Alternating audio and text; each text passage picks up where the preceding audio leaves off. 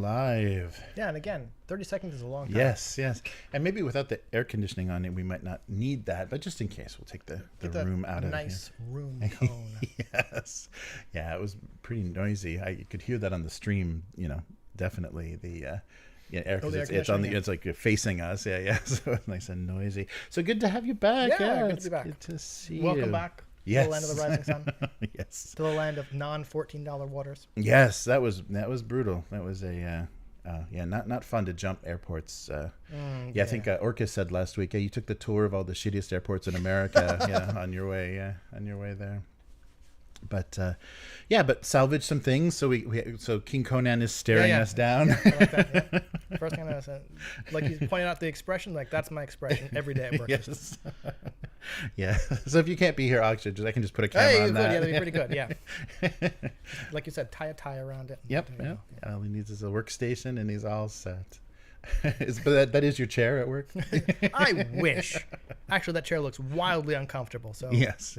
It can't be any more uncomfortable than the thing I sit on. Anyway. Yeah. So they did a pretty cool series of Conan figures, McFarlane toys in the early 2000s. But and they went with kind of the characterization is kind of an old, rugged looking guy. That's what he's supposed to be. Yeah. No, I think they went. I was surprised because all of their other stuff is more slick and everyone's cool and it's all Spawn and all that stuff. But so that they went with like an old school look, which works really well. It's supposed to be King Conan, I guess, in Conan the Conqueror, aka Hour of the Dragon, where he's just like he's old. He's like. I think that's only novel length Conan book, and I think that's one of my favorites. Oh yeah, just because it's like okay, I think about it from the term of RPGs, right? Okay, like here's a king who has like all these resources at him, and like they give him Howard gives him a very plausible reason where this becomes a solo quest to get him by himself, which is kind of where you want to see the character, right? Even though he could just be like. Yeah, I'll hire all these people. Right. Like, no, but you don't go, that's bullshit. Like, no, that's a pretty actual plausible reason for why he's got to do this stuff on his own. Mm-hmm. Yes. Let me double check here. Are we okay? How's it sounding? Oh, yeah, that's it. Well, yeah, it just looked a little low. So the levels looked a little low. So let us know if it sounds particularly weird or not peaking the way we usually do. Like in my normal day job. If no one has complained yet, things are fine. It's fine. We'll fix it in post. No, we won't. Yeah, or not. So it's good to see everyone. So Clarion and Matt and Abyss, great. Oh yes, so news for the channel. I was digging through stuff and I salvaged the 5e pirate sessions and the 5e Underdark sessions. I'm like, what should I do with these? Wow. But the one thing that I think I got pissed off because of the audio. I had audio problems with it. But the interviews we did after Alien. Okay. Yeah, I posted those. Those are members only. So for $1, you can watch. You can watch the interviews of all the players that were in that session. And I think that might have been kind of the beginning of the end. I was frustrated with like how things went. Yeah, just the dynamic of how things like that. This could have been a lot more fun and a lot more. Yeah, so I think that was kind of the beginning of like, this isn't working. But I forgot. I never posted that. Oh, really? Yeah, okay. I had it edited, and so everyone's voice is a little robotic because the weird way I like captured like two audio sources and they kind of ended up on top of each other. It works for your character, but, but spoilers. But for the other characters, it's not great. But I put a lot of work into that. And I'm just like fuck, and just left it. And so I recently found it, and it's there. Yeah. So Abyss was talking about that. So the link to the playlist of the Alien session. So it's Chariot of the Gods, and so spoilers if you haven't played it. Yes, right. Yeah, if you haven't played it, it's going to spoil stuff, but it'll probably go quite differently for every other actual play I've listened to has gone quite differently. Really interesting. Yeah, with that.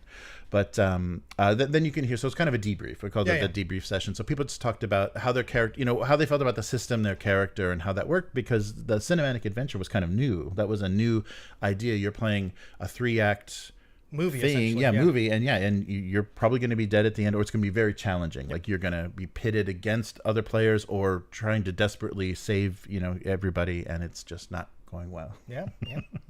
So so that is up. So it took a bit, and Yeah, that's I was surprised. So I'm just kind of unearthing some old stuff along with all the old stuff I From unearthed the in the archives. U.S. Yeah, in the U.S. I found some of that, so I'll post that stuff as I Cool. find it. And yeah, so actual footage. I shouldn't have said anything. I should just use it as blackmail. I have actual footage of Chris playing 5e. You know, so Oh yeah. your indie cred is gonna dim. Well, you know what? I never said I didn't play it. I said Right, it sucks now. I right, wouldn't play it again, right? I don't think I ever said I never played it. I'm gonna have I've to- also played 4E, so there you go. Oh, there you go. Yeah, I don't have to blur your face and change your voice or anything. Yeah, I demand anonymity. That'd be pretty funny. But yeah, and it's crazy. I guess our sessions were pretty far apart because probably. everybody looked very different. In each... You visibly aged from the sessions. Wow. It was it was looking very very different. But yeah, it might be a fun example. So it might go. Yeah, I'm trying to figure out what to do with it. I think just pure audio wise, it's not going to be very because there's a single mic in this big room. Oh yeah. Yeah, All echoey. yeah. So we'll see what can be done. And the weird thing too about it was that camera. Yeah, it was Maybe. that camera. And so it records, the microphone on it records in 5.1. So it gives you 6 audio channels on the video file. Okay. And of course the ones that aren't facing anybody are kind of useless. Yeah. And the way the camera's positioned, there's nothing behind it, you know. So it's basically there's the rear channels just picking up the wall reflections of our voices. So yeah, it's a very odd Sound. yeah, very very odd sound. But yeah, we'll see what happens with that. But there is some 5e content. I guess 50th anniversary. We better post some 5e content. Oh yeah. Hey, it'll be more than what Wizards is doing, right? Yeah, right. Oh man. Oh Matt. Yeah, Matt played some 5e recently. That's right.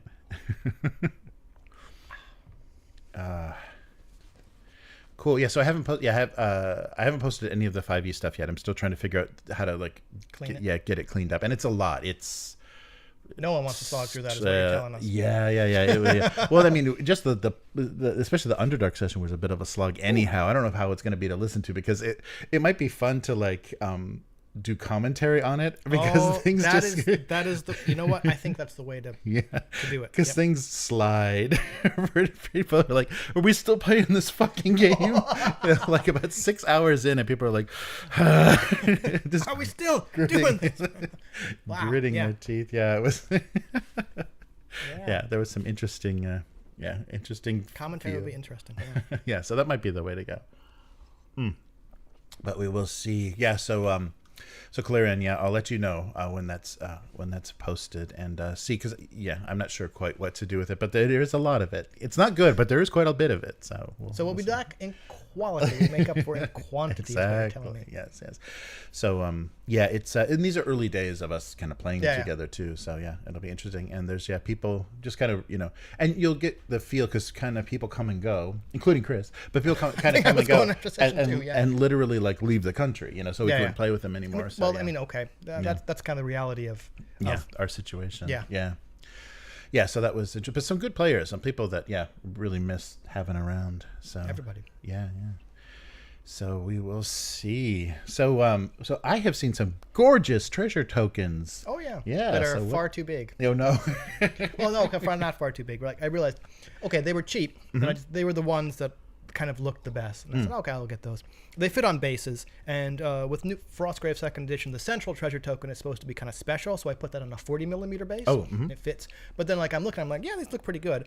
1/48 scale is not 28 millimeter person, right? One of these coins basically is palm sized. But I mean, it doesn't matter, right? It's a token that says true. treasure, It can be right? kind of So, abstract. Yeah, that's true.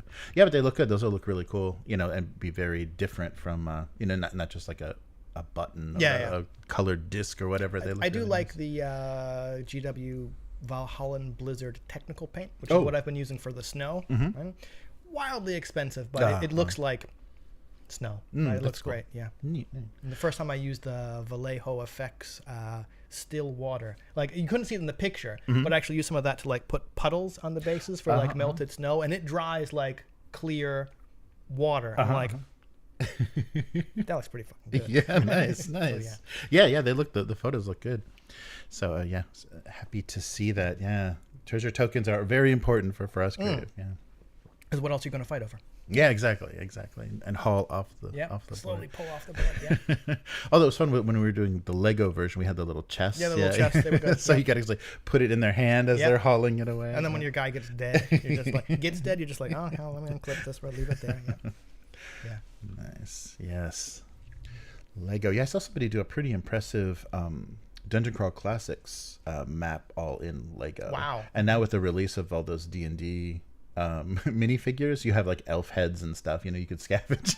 You can scavenge a lot of parts for classic fantasy, because I don't think they did everything. Like the Lord of the Rings. If you but I'd have to look at the new stuff. Lord of the Rings was a bit weird because they went. I think their movie tie-in lines, they used like flesh color stuff as opposed to like the classic yellow. Yeah, right? so you've got yellow hands and a fleshy pink face. That's right. Yeah, sometimes. And like they do a good job of like matching the hands, but like they're Marvel or DC or Lord of the Rings or that kind of stuff. It's like it's not the yellow, which okay, fine. But I think I like the classic yellow. Yeah, I think that looks good too.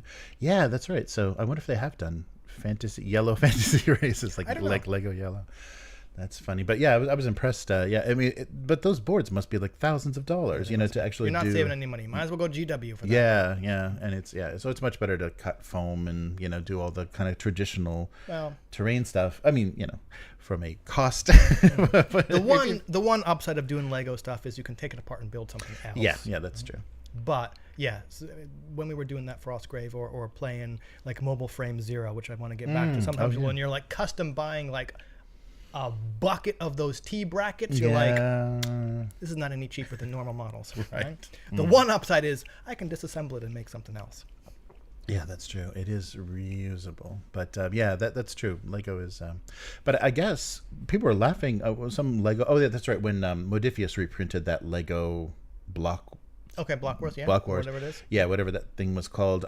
People were laughing in the comments because I was like, and this was like more than 10 maybe 15-year-old information, but a lot of the knockoff Legos didn't work very well. Like didn't. Oh, they don't stick together. Yeah, they don't stick together and stuff. But I guess that's changed. I guess. I think so. I think the quality has improved. So yeah, people are saying there's no difference between the Chinese, the cheap import stuff. Purity. I just wouldn't want to mix it in though. It's just like. I'm insane. Yes, crazy. So sorry. Matt was talking about Alien. I totally missed it. Bum bum bum. Matt said something about Alien when talking about posting. I think you only run it for in-person people. Oh yeah, right. Yes. Oh, sorry, Matt. I totally. Spaced. Haha. But yeah, so we were talking about doing that because they have got a really nice Foundry module for doing it with the online, the actual play, the Discord group. Well, Blade Runner, they did such a nice job with Blade Runner. Why would they not have done a nice job with Alien? Yeah. And there's such great art assets for it, and it's nice. The character sheets and everything are great. Oh yeah, he only runs Alien for his friends. No, that was we were talking about that because I'm trying to think of a horror game and like kind of kick stuff around, but it's like Alien works well. And the first 30 minutes of Romulus really got me in the mood to want to play Alien again, and then I would absolutely play that again. Yeah. Yeah, good stuff. And the second edition, we're getting a new edition. Yeah, so we'll see what they. And I just want to know what they changed. Same thing with Star Trek. I want to know what they changed in the 2E Star Trek Adventures, which is out. I haven't taken a look at yet. Just things get backed up. Nice, but I will run Alien. Yeah, and it'll be fun. Yeah, it'll be fun. I hope that with the module, the only thing I'm worried about is with the Foundry module with the. Pre-gen characters that they won't let you change names and stuff. I hope you can edit it because I think the Discord group would definitely want to personalize them a little more, even though they're going to have to be hit with the agendas that tell you kind of what your motivations are. I think personalizing the character will make it even that more brutal, to have to make those choices. Do I save the specimen or do I save my crew member? The corporation is telling me one thing. But so I think we've got a session right. I guess it will be Halloween, Ooh. basically. So yeah. So nobody will be watching it live, but It might be. we might try that Friday night. All right. So let's get started. Sorry, so much Banter. much rambling. It's been like 5 weeks since I've I seen it. know. Okay, that's an exaggeration, but it's been a while. It's been it felt forever. All right, let's do this thing. Welcome to the Weekly. I'm Jeremy. I'm Chris. And this week on the Weekly, Lone Wolf RPG, powered by Dragonbane. Okay. Player's Handbook 2024, second printing. Okay. Oh my God, the success is just unbound. Bolt Action gets an introductory set, and Fighting Fantasy game books finally get printed in the U.S., although I'm a little confused because is Scholastic in the U.S.? Anyhow, moving along. Well, we'll touch on that at the end. An announcement by Steve Jackson Games. So let's start with Lone Wolf Adventures and Magnamund. So the Joe Deaver kind of choose your own adventure Lone Wolf book series had previously, and the company that's doing this already did this, I think, in Swedish and English. They did an RPG. Okay. But now what they're doing is a kind of setting book for Dragonbane. So this won't be a standalone RPG. They're producing 2 books, kind of a world and a campaign book. But what that's going to do is you need the Dragonbane rules. But they're available through the Quick Start. They're in the free Quick Start on the Free League if you want to play just kind of minimal. If you want the full magic and kind of all the equipment and everything, you're going to need the full set. But yes, so Lone Wolf, the kind of choose your own adventure books, and they've been continuing. His son has kind of continued his legacy quite well. So Joe Deaver's son Ben is keeping them in print. There's definitive editions of this whole series, and I think they're hardcover, and they release them to kind of a big release. I don't think crowdfunding, but a release on the website. And I think they're getting through the whole thing, as well as a new series called The Huntress, which came out last year. And definitive editions are reprinted. And so Dragonbane system, so D20, but a nice D20 that has kind of a lot of the push mechanics and things from their Year Zero engine. Okay. And it's really playable and really nice. And they'll also include 10 professions in the core book, so similar to the game books, fighter, mage, hunter, and thief, and then more obtuse classes, layer professions like artisan, merchant, mariner, and scholar. So in these books you're going to get professions, playable kin, heroic abilities, secondary abilities, schools of magic, the Kai disciplines, and equipment lists, monsters, strengths and weaknesses, rules for inspiration, and epiphanies. So this will be it's currently a Kickstarter campaign. They're going to produce 2 256-page books, so that's like 512 pages of content for this setting to play with the Dragonbane rule set. So there will be a full campaign to play through in the world of Magnamund, which is the setting for Lone Wolf. And we've got a couple more weeks on the Kickstarter. And something interesting or noteworthy is Tove Gilbring was working on the original project and did a lot to kind of bring the Lone Wolf setting to this RPG. And she passed in 2022. So this is kind of a lot of her content will exist in this project. It's kind of her last writing. And they originally were thinking that they were just going to take her work and produce a comprehensive book, just maybe a system agnostic setting book for Magnamund, but decided to go with this Dragonbane project. And and it's illustrated by Lucas Thielen and also Tove. So Tove passed, and their partner Anders Gilbert is survived and is now they're still working on this. So yes, this is kind of the last of the kind of the Swedish support, and they had worked directly. They'd been working directly with Ben Deaver the whole time, even through the previous version. So this is not like a fan project or anything. This is done with the love and consent of the IP owner. And so it is an expansion. They are producing deluxe editions of the books if you like faux leather and gold gold leaf. And the deluxe editions will be signed by Ben Deaver. They'll include an exclusive bookmark by Lucas Thielen, and They're saying the project itself is 80% of the text is written. They still have to do kind of some of the lifting of making sure everything works well in Dragonbane. So maybe some play testing and some stats. Yeah, what the heck? And they'll also be producing compilations of PDFs, which will be kind of game aids for game masters and things. So electronically, so maybe they're a little more flexible and they can add things as they're going. And so a reminder, and they state very clearly on the campaign page, it's not a standalone RPG. You will need Dragonbane. So it and the campaign looks pretty significant. So the company that's producing this is Ask Folgen, and they are the publishers of the Phoenix magazine in Sweden, as well as I think they localized the Lone Wolf book series, and they also have a role-playing game called Western, so a cowboy Western role-playing game, and that's also available in English during this campaign as well. So if you want to see everything that's nice that a company like they include that, because then that probably will help the shipping if you just bought that directly from them. You include that in a pledge. So you can see what their Western campaign is all about. So if you're not familiar with Lone Wolf, so Lone Wolf, the basic story of it, it's a series of 28 books, and they're the typical 80s choose your own adventure books.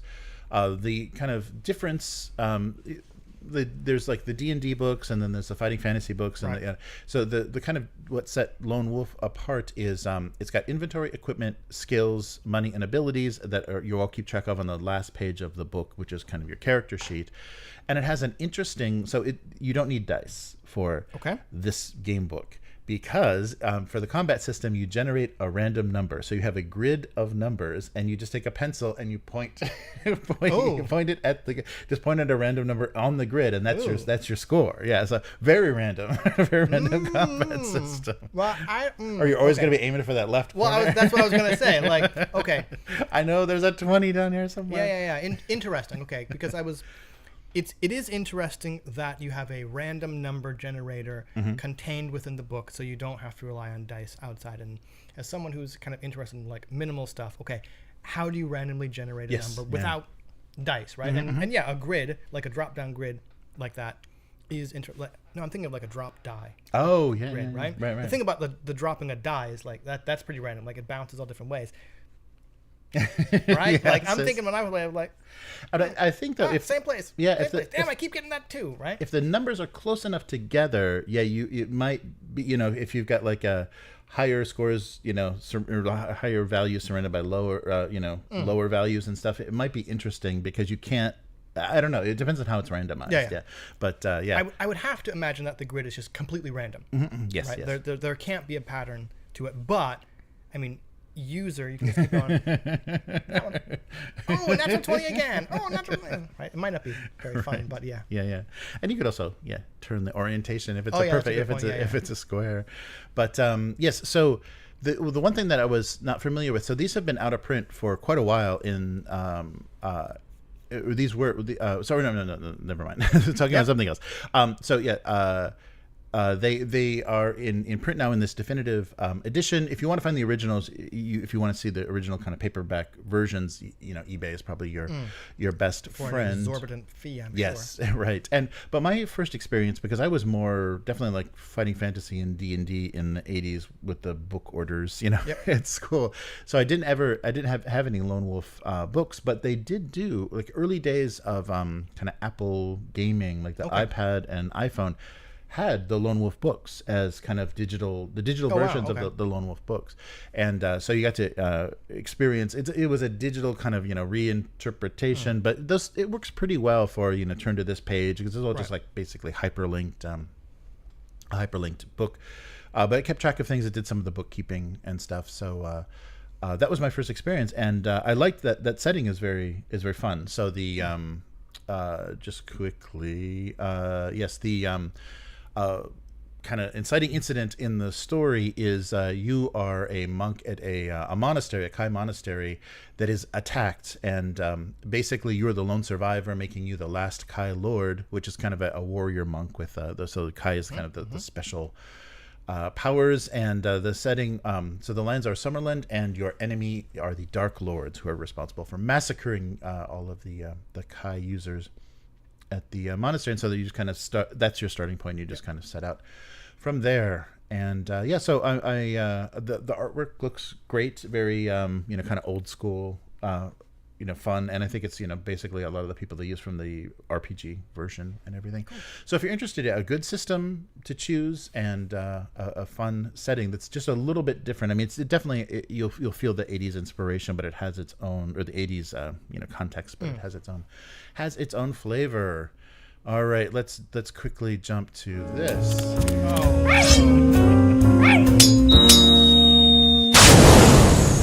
Not the best.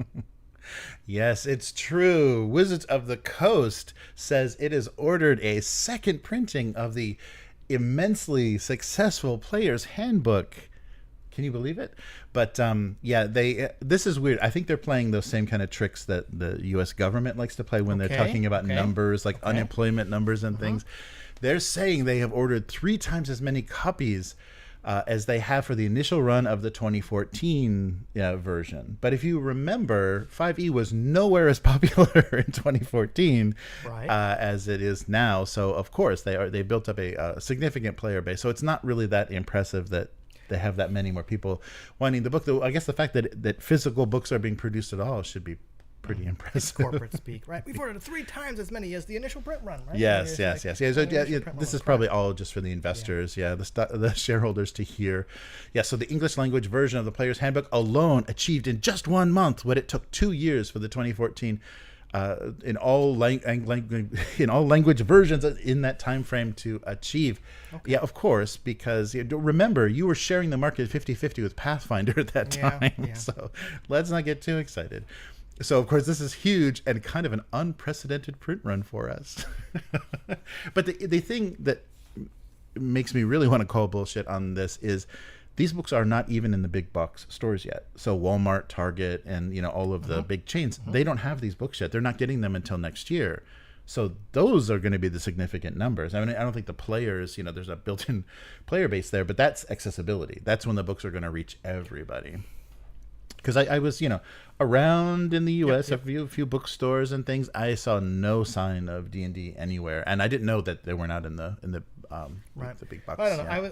I was going to say, no. I'm sure they do care about accessibility, but I'm sure they also care about the whales. Yeah. Right, where it's like I don't know, like the collectors. The people who are going to feel FOMO, the D&D devotees are going to buy the books, and that's who these people.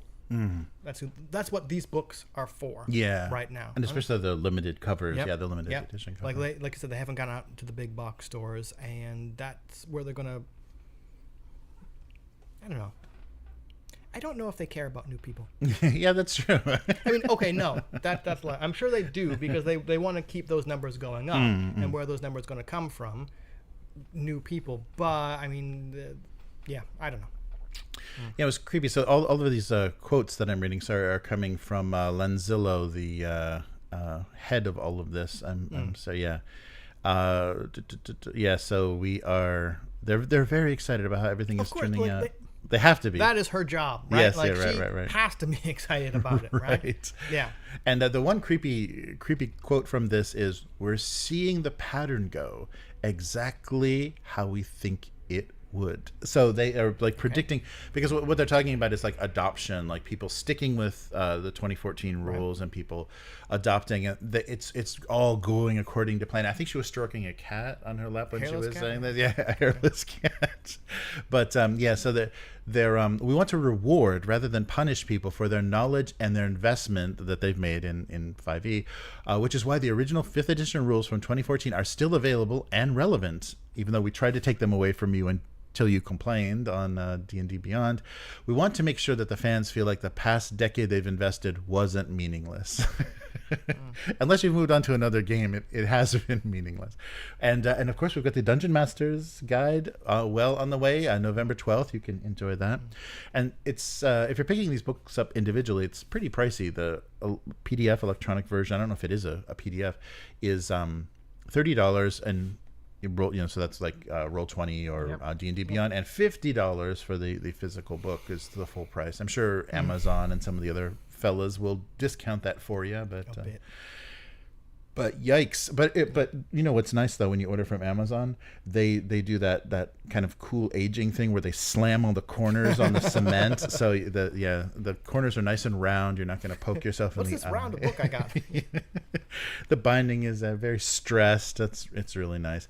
Yes, so they're saying it's going swimmingly, even though we are still rather suspicious. We're not the target audience. So it doesn't matter what they say. Yeah. It's funny. I was just impressed that they're trying to get out in front of this and saying it's going amazingly. Well, I mean, they have to. Yeah, and kind of like losing their executive producer and stuff. And I keep wandering by Kyle's LinkedIn page. He still has not posted his current position. Maybe trying maybe trying to avoid any unwanted attention. But he is available for consulting if you need him. Yeah.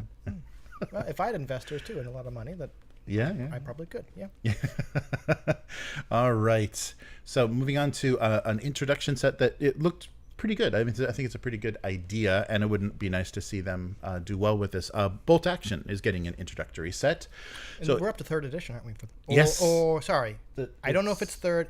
It's a new edition. Yes. Yeah. Recently. Right. And maybe that's what they why they thought to do this. So if you haven't dipped your toe into Bolt Action yet, this introductory set will be a perfect way to do that. It'll be like the basis to start 2 collections, as long as you want to play US and Germany. But they do a nice job of making this a learn the game while you play kind of set. So the key concepts are all set up in this like easy to digest kind of special rule book. So the rule book that's included here is exclusive to this set. So it's like an introductory rule book rather than here's your full rule book. Right. Yeah. So this isn't going to be the full rule. I mean, everything is in there. You'll know how to play the game, but as far as like double checking minutia and stuff, you probably want the full book itself. But it's also going to give you suggestions about it'll give you the history, kind of contextualize the models in history, give you guides to painting your first models, playing your first games, and building your collection from this like small beginning. Kind of like what GW used to do. Yeah, right. What people used to do to get you into the game, instead of just pay $1,000 and copy this list, and you'll be fine. The plenty of art of the painted miniatures and tips for beginners. So this book, what they call the Bolt Action Field Manual, exclusive to this box, has the mission system. So it's 6 bespoke scenarios designed to teach the fundamentals of the game. Okay, cool. Yep. And everything inside that you would need: miniatures, tokens, a game mat, and terrain. And all of the missions themselves are all kind of a one-page spread, like a full spread, so very easy to... they probably introduce additional rules as you go on. Yes, right. To kind of move things up. So miniatures included in the set are 12 elite U.S. Rangers and 12 Grenadiers of the German Wehrmacht. And it's a pretty beefy set. I don't have a price listed on it. It was... I went to the website though. It is on the website. I think it's like 100. Yeah, we're looking at 100 and something. So you get a 68-page rule book, the 24 miniatures, 12 of each, the plastic ruined farmhouse scenario. So not just cardboard, like actual nice plastic cast terrain, game tokens, a double-sided mat, which I think is just a poster paper, but you do get the order dice. So 3 gray, 3 olive drab to separate the forces, because you're drawing activation. You're drawing randomly, and then 8 6-sided dice, a branded bag for all of that, and then cardboard. A cardboard insert in the box that of course doubles as a bunker, so you can take it. It's printed. It's got graphics printed on it, so you can use it as the another actual piece of terrain. And and then just information about all of the ways to kind of where to go from here. Right. Yeah. So it was a nice looking. I'm gonna have to go to the Warlord Games website and just to check what the price is, because I don't think I would ever play Bolt Action, because as I've discussed numerous times before, like once you get past, like the closer you get to modern day, the more historical war games just have too much baggage for me to consider them being enjoyable. Not saying people can't play them, right? But I mean, this sounds like yes, like this is an introductory miniatures set.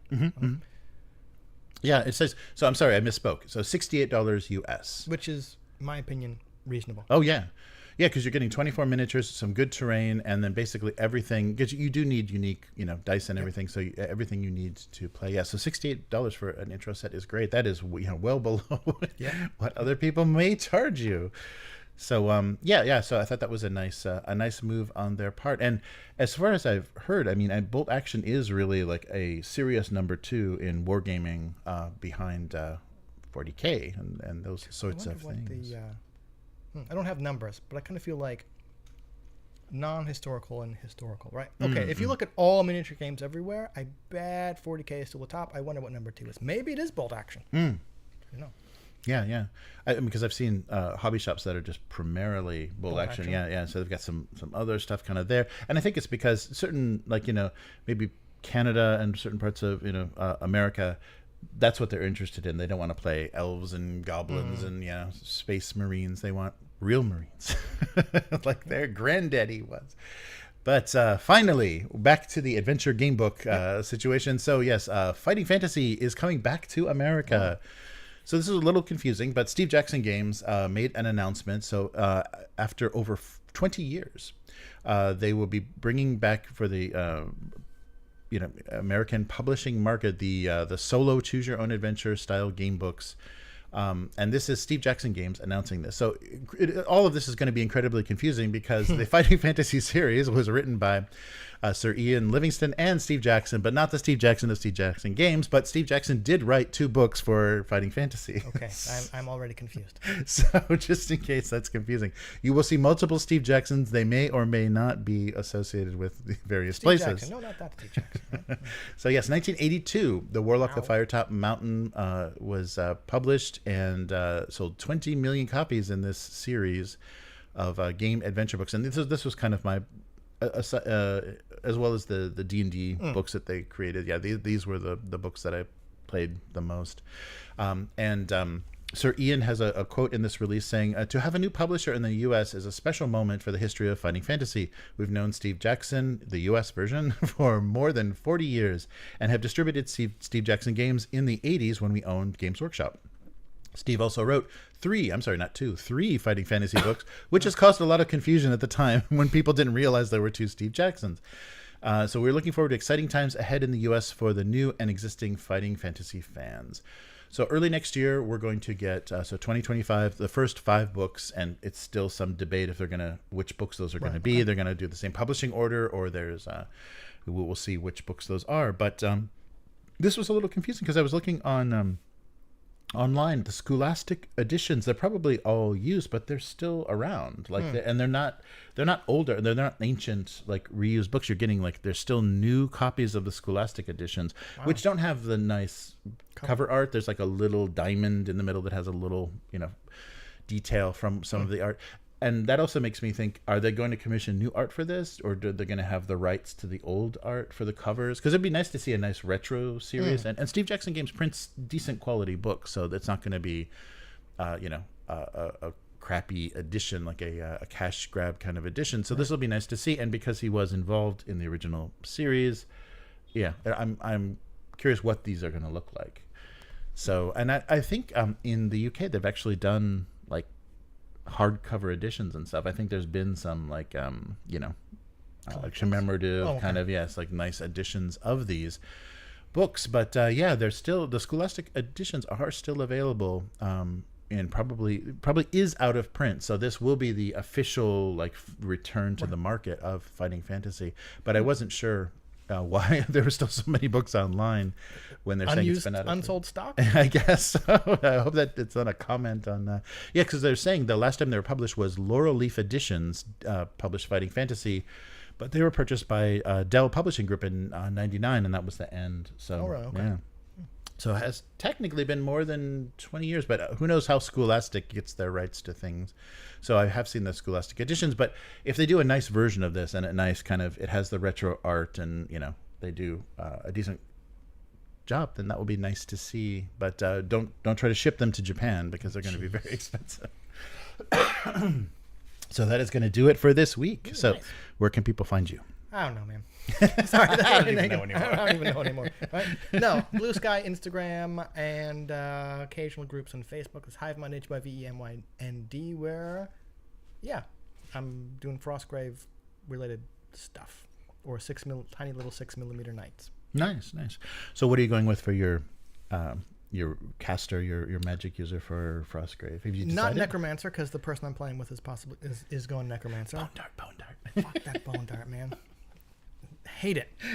I was originally going to do, I did a Thaumaturge in our other game, but that's like directly opposite and it feels kind of cheap. Right. I think I'm going to go Enchanter. Oh, cool. Oh, that's cool. Yeah, because then you can your golems. Raise some like constructs, or just buff people and stuff like that. Nice. Well, I've got some dwarves hanging around. If you need a fill-in team, I used a lot of my spare heads and arms and from the Elf Oathmark. It's all elf, right? Nice. With like the Frostgrave kind of bodies. Oh, cool. Yeah. They all work. Those kits just work really well together. Nice. Yeah. Very good. At the rate we're going, probably won't be ready until like next year, unfortunately. But yeah. Nice. But it would be nice to stream games. Oh yeah. Like an overhead thing. But yeah, definitely. No, that would be really, and I think if anyone doesn't know Frostgrave, I think it would be fun to see that. I'll have to ask the person I've been talking to at work, because they're completely new to miniatures games. Right, like tabletop war games in general. And it's interesting. The thing that got him in, we were talking about video games, and he had played Space Marine 2. And he's just out of the blue says, I think I want to play GW, or I want to play Warhammer. And I like, and you leapt out of your chair. Like, no, I think I said this before. Like, I didn't dissuade them. I just said, that's cool. Just be aware that you've jumped in at most expensive possible point. And I said, there are lots of these other ones. Let me lend you some books. And I just happened to grab Frostgrave, and he's like, let's go with this one.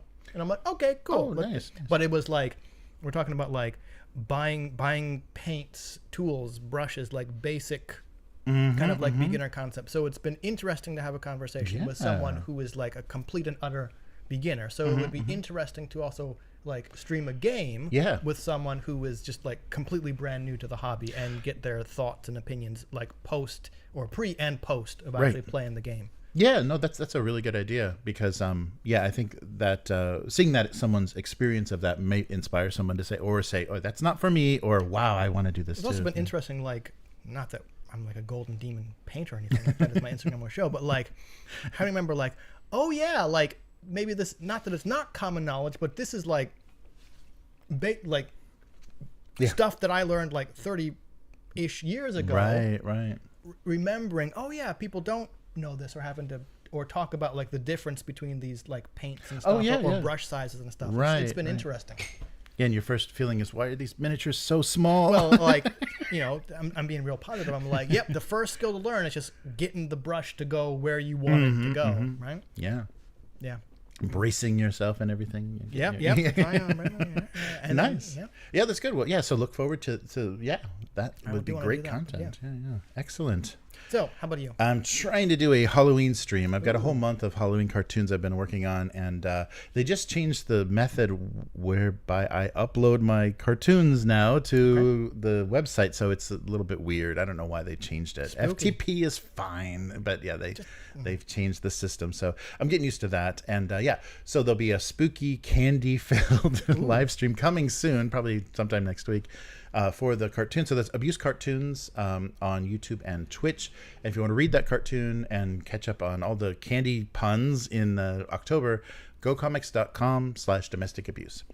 And if you like what we're doing here on the weekly, consider becoming a weekling. The strongest of all supporters. You can do that at patreon.com/upturntable. Let us know what you want to see more of. Less game book talk, more something else. More candy. More candy eating. And so basically a great way to interact and send us like links for stories that would be interesting to discuss on the show. So you can also go to the website to see everything that we're doing. That's upturntable.com. And recently in the members section for YouTube, which you can access by that join button right there, for as little as $1, you can watch our debrief for the Alien RPG, where all the players kind of gave their thoughts. And just this was immediately after the 3 sessions. 4. I think it actually ended up being 4 sessions. But I wasn't there for the 4th. Right. Oh, that's right. I had to play you Yeah, as an yeah. NPC. You got a little political there. Yeah, I I don't did, know yeah. what was going on, but yeah. So the four sessions of a cinematic adventure, which is the longest way to play that, and yeah. So just basically seeing people's thoughts, and this was when that was a very new system and a very new game. So yeah, maybe our opinions will have changed. Maybe, yeah. But yeah, but it's fun to see. And yeah, some more crazy content. I unearthed a lot of 5e video, actual play that we had talked about before the cast. And so keep an eye out for that. So everything up turntable on social media. Yeah. And yeah, so Patreon and YouTube members have access to the same stuff, but the audio for this goes on the RSS feed for patrons. So if you want to listen to a nicer version of this and not actually watch us wiggling around, you can do that on patreon.com/upturntable. That's it for this week. Yes. We'll see you next week. Later, mortals. Goodbye.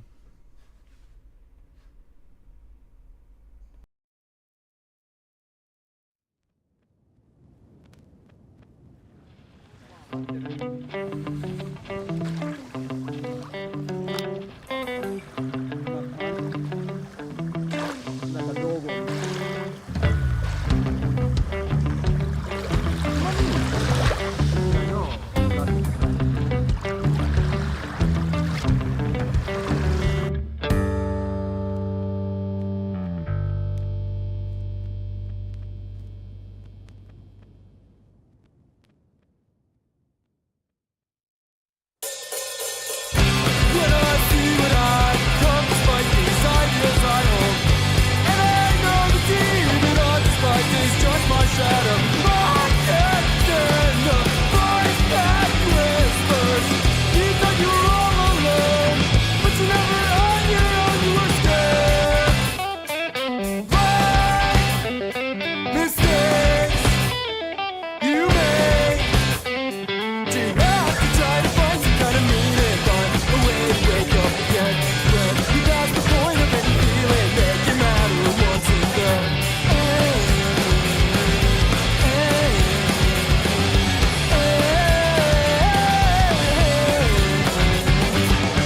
The road through all my tears, this is something that I have to do.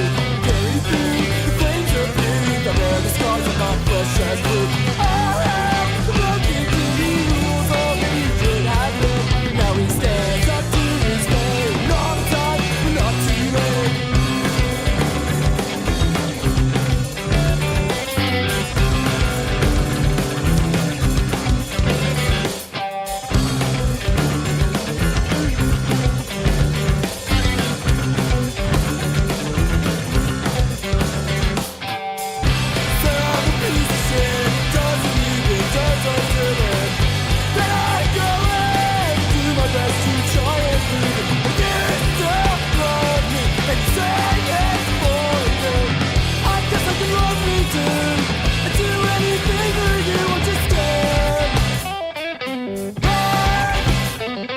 Mistakes I'll make. Do not try to find some kind of meaning. Run away, wake up again. When you pass the point of any feeling, make it matter once again.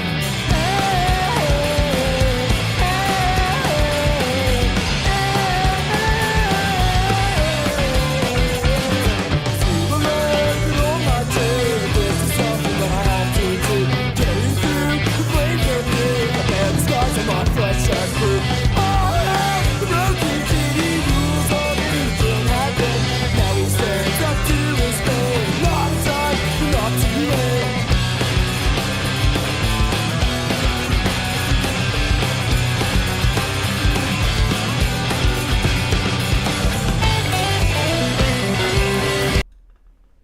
All right. Back at it. So yeah, good to see everybody in the chat. Oh yeah, Iron Sworn. That's right. That's what we'll be up to tomorrow. Sorry, yeah, I totally missed that.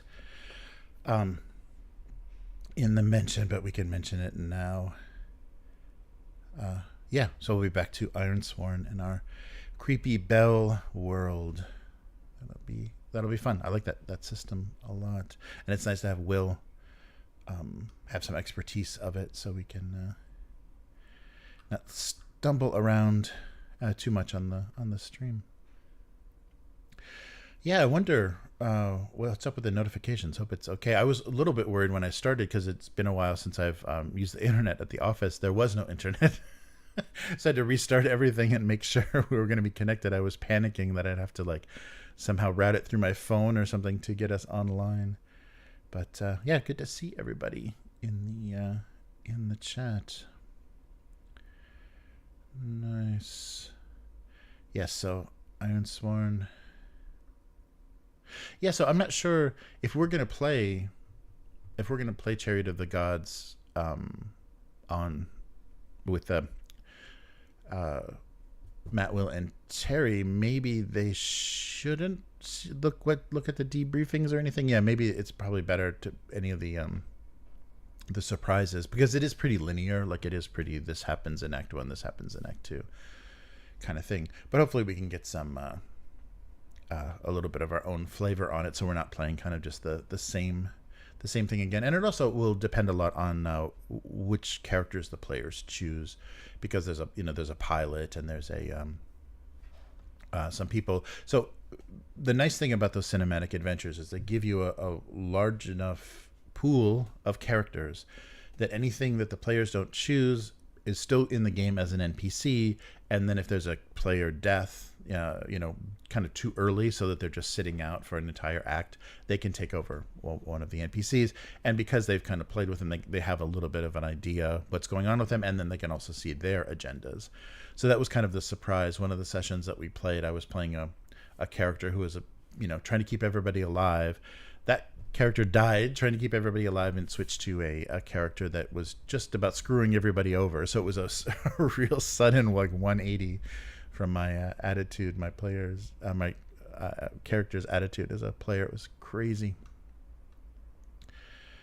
But let's see.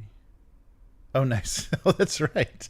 Abyss left a comment. Yeah, thank you so much, Abyss, for the nice comment you left on the debrief video for Alien. But yeah, I did it with a lot of scanning effects. I wanted it to look like some kind of low-tech recording of these characters, of these players, talking about their characters and things, and just popped up just kind of used kind of low-tech graphics and things. So it must have looked pretty crazy on a big TV. And plus the audio was weird. The mic that I used to mic them closer was just a USB mic. It picked up some really weird. Oh, I think it was the air conditioning. I think we did it like in the summer or something. So there was a blowing effect that I took out, but it crushed a lot of the audio. But I also had camera audio, so I put those together, and it gave this really weird kind of robotic sound. So it sounds like some sort of weird digital recording, which kind of works okay. But I think I was really frustrated with that at the time, so that's why that never got released. So 5 years later, you can enjoy. So yeah, in the member section of, and so I could make that available too. It's not like exclusive content. I just I had it was already uploaded in there, and I just never turned it on. It was unlisted, and I think the only people I shared it with were the players in that game. So I can make that available as well to the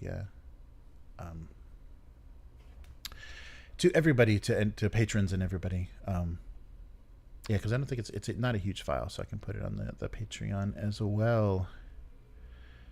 Yeah, that's the trick. And there's even I got some advertising for it's called Fourth Wall or something, another kind of Patreon style platform. So that's going to be even more juggling if we go to that as well. They do merchandise and stuff a little bit better, kind of included with memberships and stuff. But then that's like having to duplicate that content that many times. Oh, right. Yeah, close your eyes and swirl your finger around the page. Yep, without dice. Yeah, I think that might be really fun. And the digital pledge is very reasonable for that, so that might be a good way to go. I'm getting so paranoid about shipping and then taxes, like import tax. Japan has been really abusive with that recently. But yeah, that would be fun to play in the Lone Wolf world.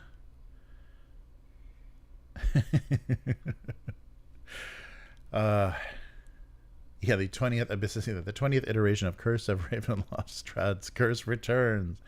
Yes, 5EE. Yeah, that's what they're gonna have to do, is stuff they've already released. They'll have to re-release a special. This is the really special version of this. Yeah, it's weird. I wonder. I guess they're probably just gonna focus, because it seems like Wizards of the Coast, with the reviving the old settings and stuff, really neutered a lot of them, and really, like, made them bland and not very interesting. So maybe moving forward, and that might be a thing they're doing with 2024, it's going to be all original, very sanitized, very inclusive, settings, and everyone's going to be baking scones and, smiling at the sun, like in the Player's Handbook art. So we'll see what they're going to do moving forward. Oh yeah, right. I think you're right, Matt. Yeah, I think that Wizards of the Coast, like, oh, we're printing so many books, they're selling so well. Yeah, they got the orders being canceled, the pre-orders just like suddenly being canceled and stuff. They had some technical problems, and people weren't getting what they ordered. So yeah, that might be why that might have hurt their stock price a little bit. Do you remember Mordenkainen? He's back. Here he goes. Yeah. Cameo by famous actor. That's right. They got to get the famous actors in there. Abyss is right. The whole D&D 5e 2024 revision is not in full swing yet until you get all the celebrities playing it.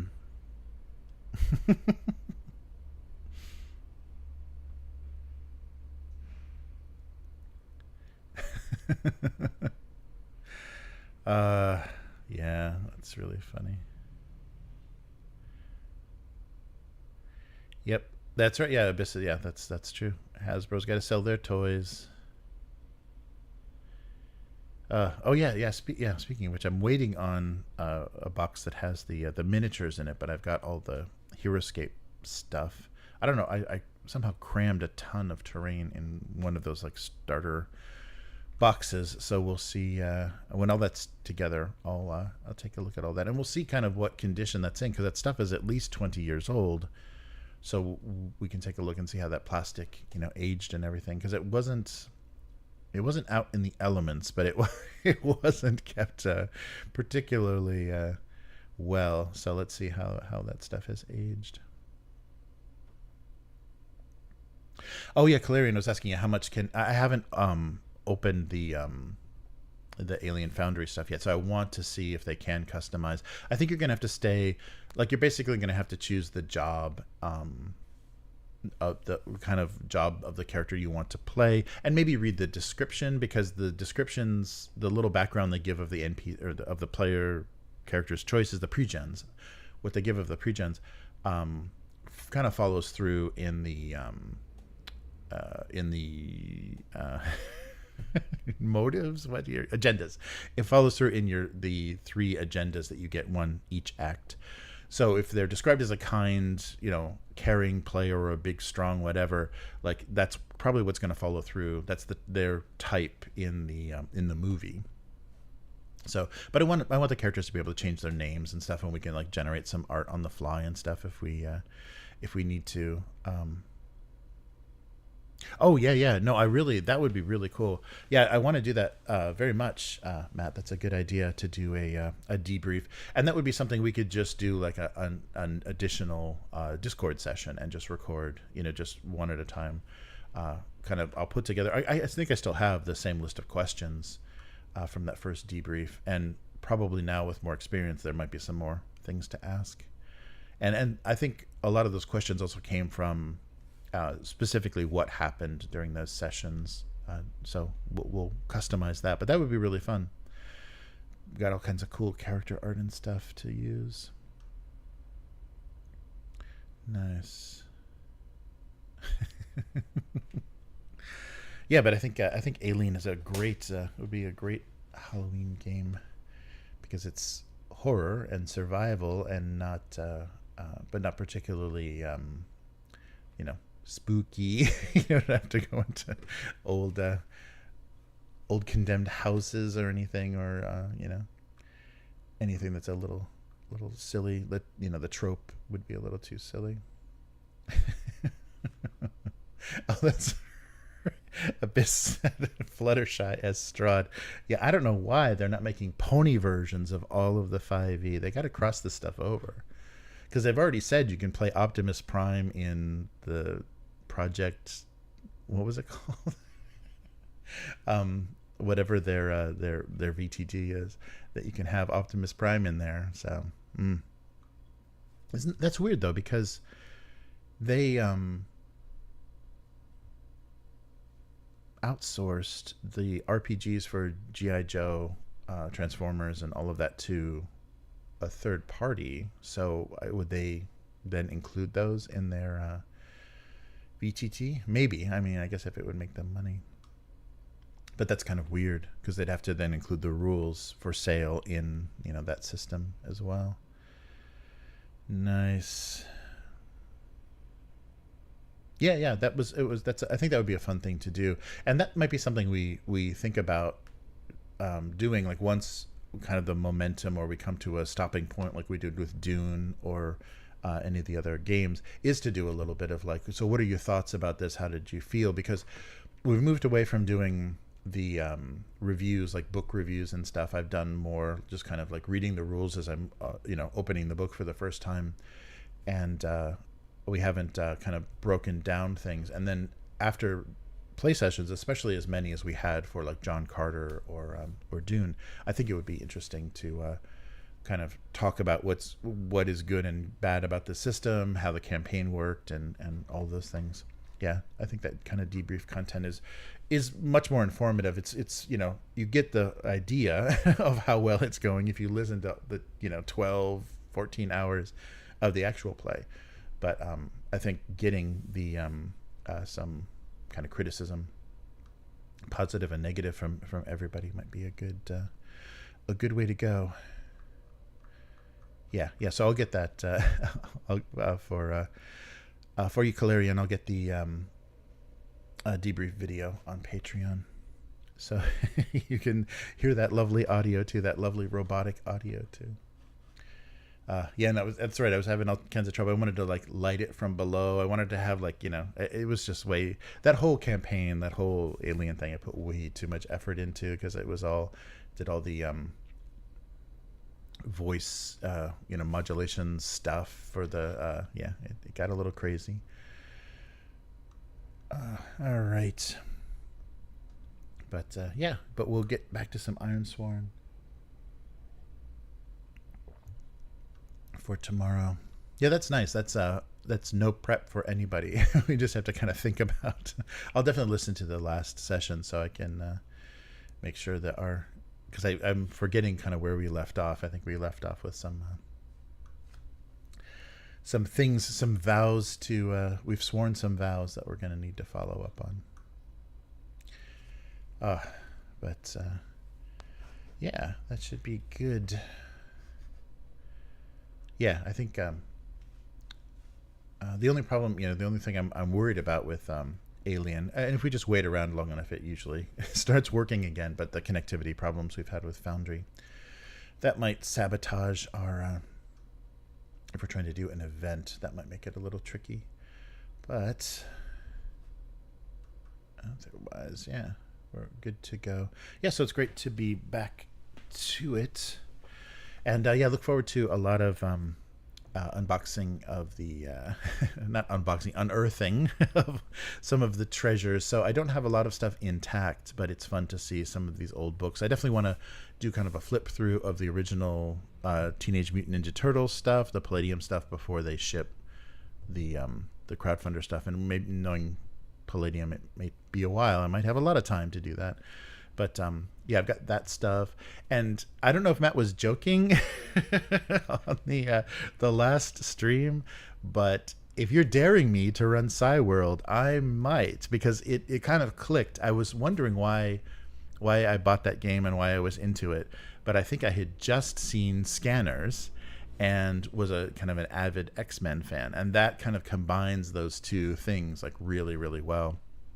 And the cool thing about it, it's a pretty, like, it's only like a 40-page rule book. It's a really tiny game, pretty easy to set up and go. Character generation is kind of fun, and you can play it kind of in any setting. You can have it like, because I think it's supposed to be kind of like, slightly near future, like a few years from now kind of thing, where psi's have been discovered, and so psionically powered people are being hunted and detained, and kind of scanners, basically scanners. But yeah, some head popping stuff might be fun, and it's got some great. The art in those books are great, so that might be really fun to do. So if we just did like a session 0 of like what kind of game we want to play with that, and then do some characters, it might be fun. It might be really, and I'm curious with the group's creativity, like what they would come up with as far as like what kind of game they'd want to play, kind of with scanners and kind of X-Men, Marvel kind of mutants things in mind. So you're just kind of like a hunted and in secret, you're kind of secretly working behind the scenes, and for the most part you don't want anybody to know you have these powers, but you're using them to manipulate the government, manipulate all kinds of stuff. So yeah, it'd be fun to play. It'd be fun to get that out. And so it was, it wasn't Jeff D work. So Jeff D was who got me into, whose artwork got me into Villains and Vigilantes. So obviously I was the kid that I looked at the cover of the comic book and I was like, oh, I love this art. And I buy the comic book and I open the, open it up and say, oh shit, the artist that did the pages is not the artist that did the cover. Oh no. So yeah, I did that constantly, I think, as a kid. So cover art was important. So this was Bill Willingham and Matt Wagner art in Psyworld. So I like Grendel and Mage, at that time. And so seeing Matt Wagner art in a RPG was so exciting. Yeah, so that's why I have Psyworld. And I don't have the box anymore, just the cover. So I rescued a few of my kind of crushed boxes by just like trimming out the cover. That was not a great idea, but I think it was meant to like go into notebooks. And fortunately I didn't like 3-hole punch all of my all of the booklets. Everything is still pretty much intact, although a lot of the staples are pretty rusty, so we'll see. But yeah, that would be a real change, and it would be fun for us to kind of dip into some of this like really wacky nostalgic stuff. And looking on, so I looked up on DriveThruRPG if there was a good PDF, and so there is a PDF of the rules for Psyworld, and all of the content is still there. And people were saying, yeah, it is pretty playable and pretty easy to just jump right into. So it might be a nice little diversion. And I'll take a look at the adventures, because I'm not sure how good the adventures were. I don't remember. But if we world build, we can kind of come up, and I can maybe do something similar to Dune, use the greatest hits of the pre-written adventures to kind of come up with something. And we should probably watch Scanners before, so we can get that right tone. Everyone's going to have turtlenecks and flared trousers. But nice. I think it's percentile. I think I just glanced through it. I don't think it was converted to D20 yet. So I think it's all you're rolling D10s. But you use a lot. There's you use pretty much all the dice for various things. There's like a D2 roll, D3, D4, and D6s. But then most of it's percentile. Yeah. Nice. Matt will literally model the clothing of his player character. Yeah, but that should be fun. I mean, I think because especially if you've ever seen the movie Scanners, the what's his face, the Canadian director, the body horror guy, it's got a really weird, intense tone to it, and especially the powers, the abilities are very disturbing. So I can never remember anybody's name on the stream.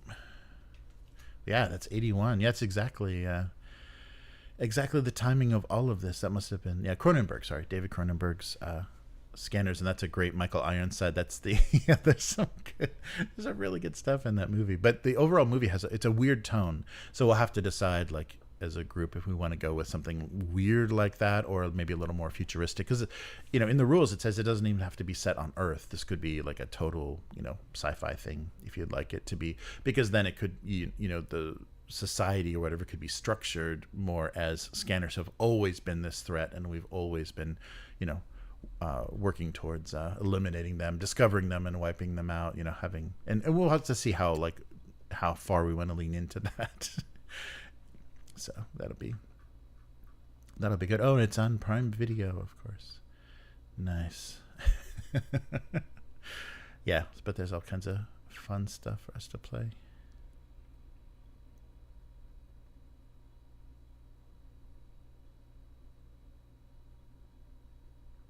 Oh, yeah. Yeah, I think you're right, Matt. Yeah, Scanners, the feeling of it has that kind of stark John Carpenter movie kind of thing. And, it's the very underground, like, discovering this whole world of these, gifted people. But nice. Yeah, so we'll see. We will see what we can get up to, and try some new stuff. The channel's just going to age horribly as we aged, isn't it? We're going to be playing things that nobody remembers anymore. All the cool kids are going to be just like clicking right past all the, what are these old guys playing again? There's some really so none of my villains and vigilante stuff survived. I couldn't find any of that anywhere. I think I literally had, like, the box set itself was just full of character sheets. It was just, especially my little brother just loved to draw his hero, so he would just like quickly roll up a character randomly and then just wanted to draw the picture, because I think because it was kind of comic book based, they gave you a big slot on the character sheet to draw your character. So I think there is a ton of that somewhere. But but I've seen that exists online. That box set still exists. Yeah, I'm not sure. I think there's probably other things we could get into, and maybe basically other hero games and stuff. Yeah, I was surprised too. I found that book. So I do have the book that was the crossover between Champions, the other superhero game at the time, and Car Wars. So yeah, the Auto Duel Champions, and it shows like a superhero lifting someone's car over his head, and then the guy like leaning out the window shooting at him. So yeah. Oh, Delta Green. Oh yeah. That would be, that's probably a good that's a good setup. Yeah, that would be a good mashup. Oh, interesting. Yeah. Yeah, and I'm curious how some of these games play, if the systems are just too crunchy and kind of like slow us down, or there's still a lot of ability to have interesting characters doing things. We'll feel the age, I think, of the systems.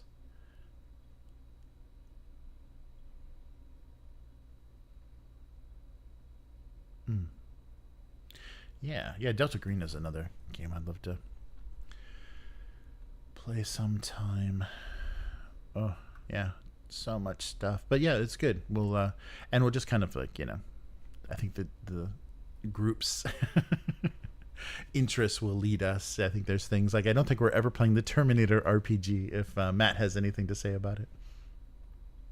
And I was surprised too, the guys that published that, they're going to do a new edition of those books, because I guess it's like the 40th anniversary of Terminator or whatever.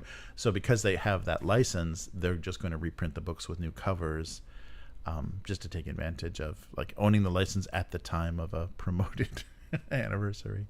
So Nightfall games. Yeah.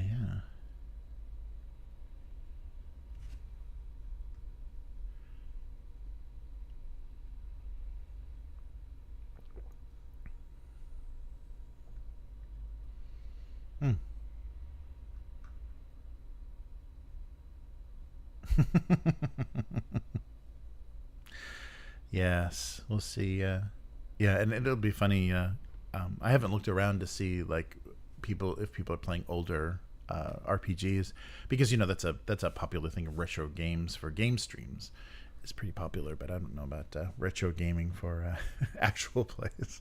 We'll find out, I suppose. But it's also nice because that'll bring, that stuff still exists on DriveThruRPG in digital versions, and nobody's publishing it. But it'll be interesting to show this stuff off to a younger generation that didn't grow up with it.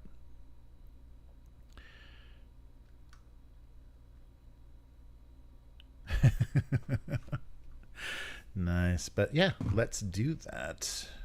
So some Ironsworn tomorrow, and I guess then the week after that will be Alien, if we're up for it, or if we want to finish off the Outgunned. But I think, timing wise, if we want to do something Halloween themed, horror based, that might be good. Yeah, and maybe we'll do that. That Scanners can be our first watch test. We can kind of test the system for the Dune series. When the Dune series, Dune Prophecy, comes out, we can have a test of watching Scanners before we try Cyworld. Oh, that would be awesome. I know. Yeah, Jeff. I think Jeff D is still. I think both of them are still with us. Let me check. That would be so funny. Yep. Yeah. He was born in he's only 67. Yeah. Bill Willingham is still with us, and I'm pretty sure because he got caught up in that the TSR, the new TSR stuff. And I'm seeing the wrong one. Let me see. I think we're good. That would be so funny. Or at least to talk to them, that would be great. But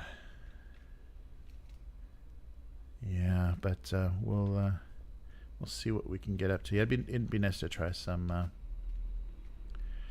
new stuff for the channel.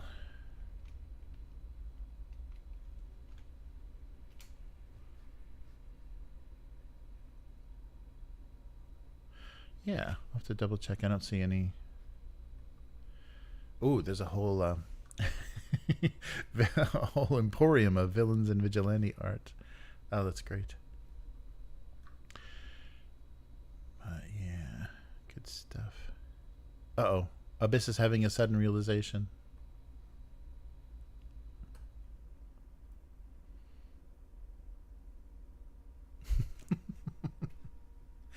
All right. Well, yeah, I think that's good. I still haven't unboxed the Mothership stuff.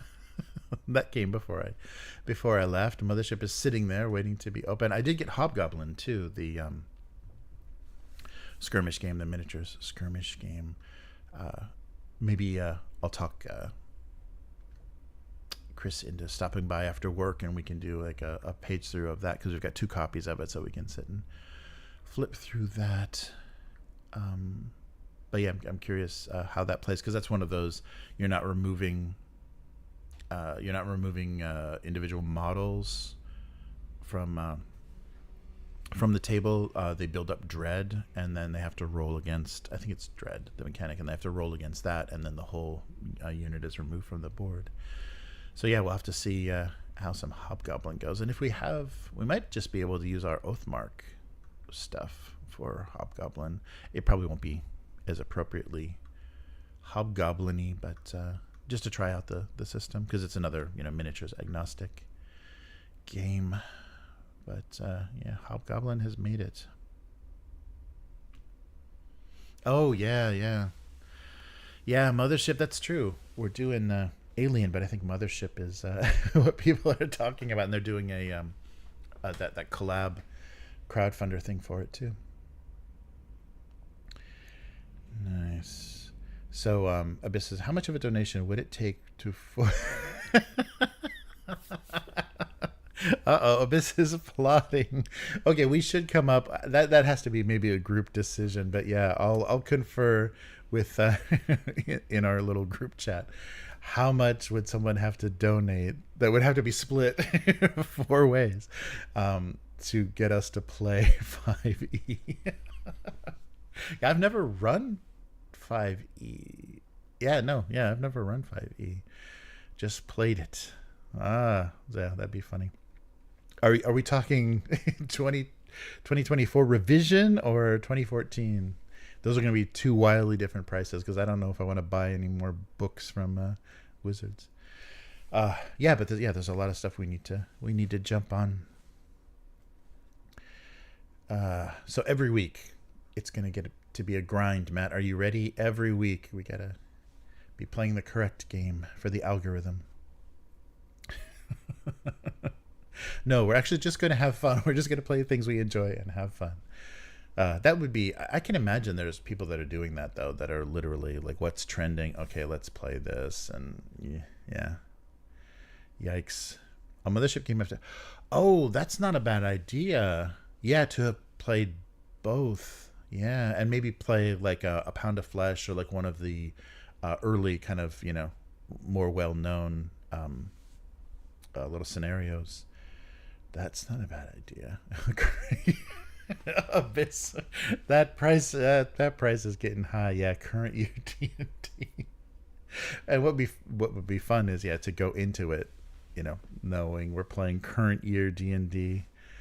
Yeah, my battle wheelchair. I'm getting my battle wheelchair ready as we speak. Hey Miguel, nice to see you. Yes, we're back and finally back at the office streaming.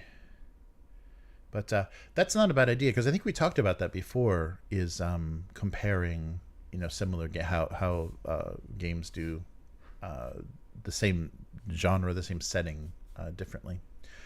So that might be a really good comparison, one after the other. So I'll open that mothership, I'll open up mothership and get that going, so we can. So that could be a possibility. That might be really cool. Yeah, I don't want to let Outgun slide though. So we may have to do some midweek stuff or whatever. And I guess it doesn't have to be consecutive. We can play through the alien scenario, and then do mothership at a later time. Oops, and then do the debrief. But yeah, we'll have to see how we can make that work. I don't want it to be too whiplashy for people trying to watch the actual plays, though. Nice. Just in time for the plotting and suffering. Yes, Abyss is trying to force 5e on us. No.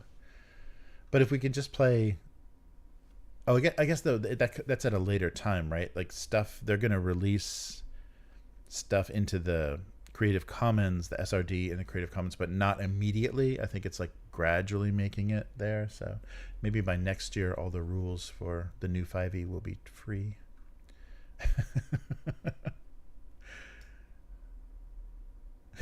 Distressing names in the chat. Oh no. Oh, like Cronenberg or what? But yeah, that's not a bad idea.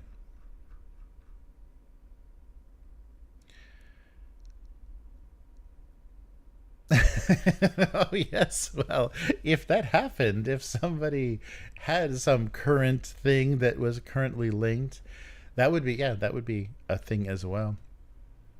That could happen. But I would completely not approve. I would speak strongly against anyone that would even consider doing that. No, but yeah, we'll discuss. That's part of the offer, isn't?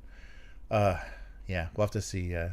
I know it'd have to be a gunpoint to get Chris to play 5e, unless it was unless we're talking 6 figures, and Chris could take a vacation from work.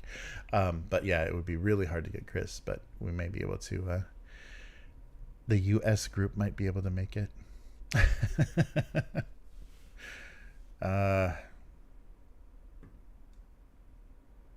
Oh. Oh, Space Marines are the ultimate incels. Oh, there you go. Of course. Yeah, that definition of incel has expanded to include a lot more than it did before. Nice. But yeah, no, that would be fun. And I think online would probably be yeah, if there are like free trials for stuff too, that might be a fun way to see like what they're even doing. Because I wouldn't even think about, wouldn't want to get like financially invested in that, but I would like to see like how any of that stuff that they're planning to use for 5e runs. So like if they're doing free trials or whatever of any of that stuff, that might be fun to just poke around in there. And then that's probably the best platform to run it on. Although everything, basically runs 5e, so we've got lots of choices. But yeah, we'll see. We'll see what the consensus is.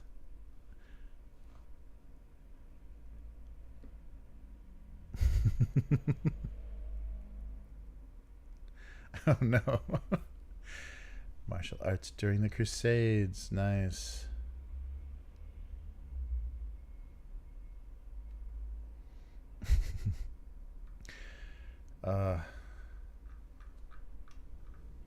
Yeah. Well, let's do this. Yeah, so tomorrow get some Ironsworn going. Yeah, because that worked